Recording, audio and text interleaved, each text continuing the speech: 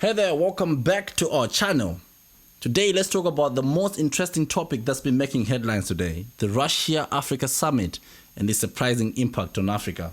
Now, if you're new here, please don't forget to hit the subscribe button and ring the notification bell so you never miss any of our insightful projects. So, as Niger burns, questions are rising about the absence of prominent African leaders at the Russia-Africa Summit. Paul Kagame of Rwanda, William Ruto of Kenya, and the Nigerian president, Tinubu. It's no secret that the Russia-Ukraine war has exposed Africa's states' geopolitical position. This year's summit saw a decrease in attendance, with only 17 heads of states present. Of course, the Russian government is blaming the US for some sort of espionage. But you know what's quite interesting? Only 17 African countries abstained from condemning Russia's military involvement in Ukraine. Could this be a reflection of Africa's geopolitical interest as a microcosm? However, before we get in depth, I would like you to tell me what you think about this video. It's a speech by the Eritrean president. Don't go anywhere because it's about to get interesting. At all. There is no Russia-Ukraine conflict. This is war declared by NATO on Russia. The war declared by NATO on Russia is not only for Russia, it's for dominating the whole world. It's for hegemony.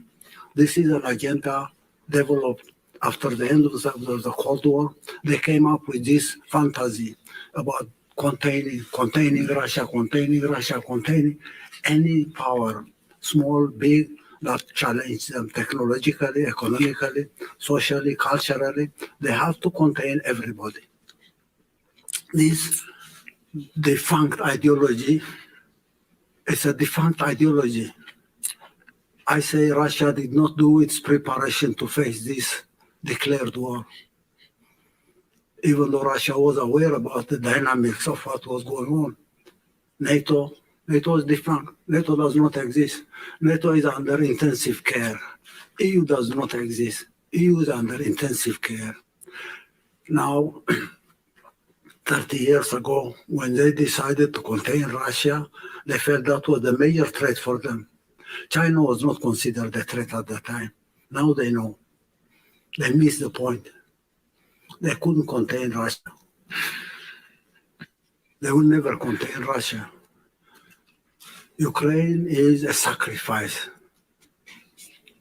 Ukraine is a price they have to pay. They will not pay it on their own. They will provide billions and billions, even trillions, to continue this war.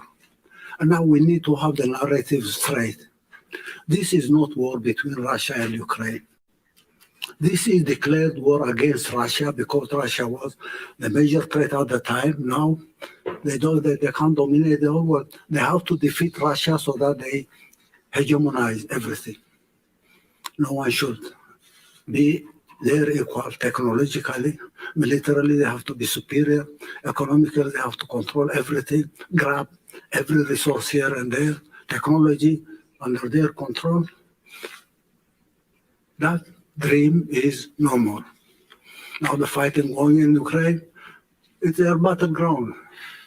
That battleground is a sacrifice for them. And we need to put this straight on the record. When a big meeting like this, Russia, Africa is held, people will have to come to a consensus. This is not war between Russia and Ukraine, to me. And anyone who has a different explanation will have to tell me. This is war declared on Russia, but declared war for hegemony. Welcome back, guys. So amidst the calls for unity, some experts believe that some African countries may have hidden agendas protecting themselves from potential threats. So Nigeria, Rwanda, Kenya's absence raises eyebrows about their stance. Or in Africa, if you're eating with anyone for that matter, you have to use a long spoon in case they try to bite you. Speculations emerge about Paul Kagame, the president of Rwanda, and how some sources say he's a former US military officer. Could there be more to his role in the region? Maybe let's look into his role and interest over the years. 1. His keen interest in Rwanda's cooperation with the Democratic Republic of Congo. It's very important that we understand how the Democratic Republic of Congo is a very strategic country. In its existence, it's said to be one of the most resourceful countries with rare earth minerals that you think of. It can literally leave the world humming for decades and centuries. So, number 2, he had a deal with the British government that piques curiosity. Paul Kagame, of all the leaders we have in Africa, is the only one who begged a deal with the British government to have illegal immigrants repatriated into his country. So, a renowned influencer, Rutendo Matinyanyere, shares his perspective on Kagame's attendance patterns, noting that Kagame is always present at the US-Africa Summit, France-Afrique, and British Commonwealth. But his absence for the Russia-Africa Summit raises even bigger eyebrows because it shows where his allegiance is. But the bugging questions, guys, why were most African leaders absent? Let's explore possible reasons behind the summit snub. One reason could be Russia's recent withdrawal from the Black Sea Grain Initiative, which impacted Ukraine's grain exports. However, this year's summit addressed food security in Africa. Russia promised to provide Eritrea, Mali, and Burkina Faso, and this will go a long way to provide them with the grain. The second is the persuasion of the Western countries. You see, this is exactly why people in Africa should elect incorruptible leaders. Because once you're corrupt, anyone can use you to do their own bidding. So if you choose a leader that you support, even if the other side comes to claim your seat, the people will back you up. So, number 3, diplomatic norms. Most leaders do not want to be allies with warring factions and counterparts. Therefore, they seek to remain neutral. I don't want to fight anyone because if you're a friend to someone who's fighting, the fight becomes yours. However, this does not hold water because, let's be honest, no one is really diplomatic. It's just a word that politicians used so that they can escape some of the norms of the world and the realities. So, why is the US always at the center of this? This is a very clear indication of how this is a proxy war. Ukraine is just a battlefield. The real warring parties are US and Russia. It's a proxy war. So Ukraine is being used as a pawn. Moving on, the issue of Africa's self-sufficiency comes to the forefront. Despite having vast arable land, why do we struggle to feed our own people? It's time for the continent to strike a balance between seeking external help and harnessing its own resources. Cutting back to the Russia and USA. Now it's not a secret on how Africa has always relied on both sides. But now let's compare and see the nature of assistance that comes from different countries. In the words of Joshua Maponga. And the arrogance of the Americans, the bulliness of the Americans. Let me even throw it on the west side.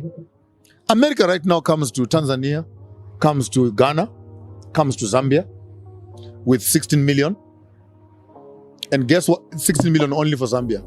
The 16 million, ask me, what is it for? What is it for? For human rights.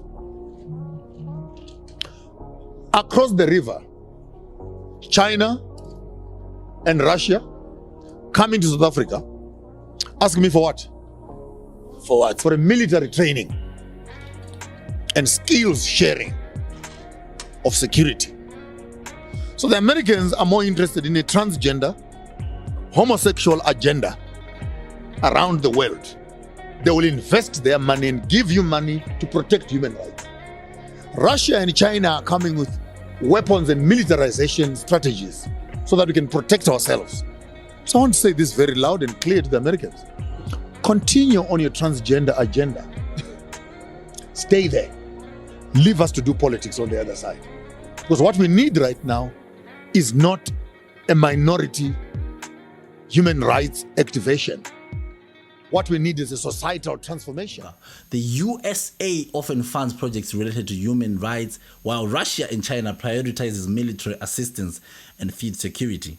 It's a debatable one because this dichotomy influences some African leaders' choices when seeking partnerships. Countries like Zimbabwe have always been in bed with Russia. Their fight for independence was mainly funded by Russia and China. These long-term allegiances have made people like the president of Zimbabwe to say this. Zimbabwe is in solidarity with the Russian Federation in your country's special military operation in the Ukraine. So, in conclusion, Africa needs to choose its new colonizer.